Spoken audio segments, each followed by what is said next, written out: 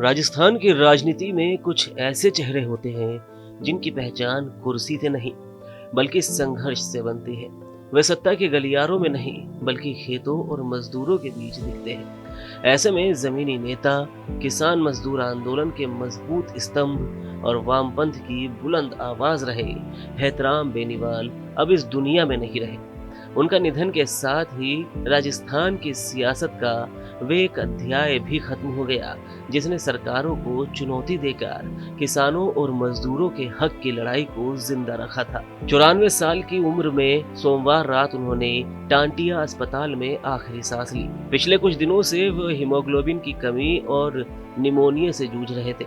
जैसे ही उनके निधन की खबर सामने आई, खासकर उत्तरी राजस्थान के किसान और मजदूर संगठनों में शोक की लहर दौड़ गई।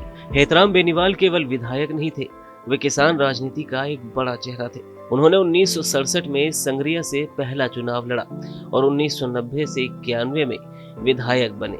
लेकिन उनकी असली ताकत विधानसभा की कुर्सी नहीं बल्कि सड़क पर चलने वाला आंदोलन था। राजस्थान कैनाल जमीन आवंटन आंदोलन, घरसाना किसान आंदोलन, जेसीटी मिल मजदूर आंदोलन और भाखड़ा गंग नहर से जुड़े कई संघर्षों में उन्होंने निर्णायक भूमिका निभाई। उनकी रणनीति ऐसी होती थी कि प्रशासन के लिए उन्हें रोकना आसान नहीं होता था। समर्थकों के बीच वो गरीबों के मसीहा के रूप में जाने जाते थे क्योंकि उन्होंने हमेशा कमजोर वर्ग की आवाज उठाई और सत्ता के साथ कभी समझौता नहीं किया। हैतराम बेनीवाल का निधन केवल एक नेता का जाना नहीं है बल्कि एक विचारधारा के कमजोर पड़ने के संकेत भी है। एक समय राजस्थान में वामपंथी आंदोलन किसानों की सबसे बड़ी आवाज था, लेकिन अब वह जमीन सिमटती जा रही है। ऐसे में सवाल उठता है कि क्या आज की राजनीति में वैसा जमीनी नेतृत्व बचा है जो किसानों और मजदूरों के हक के लिए सरकार से टकरा सके।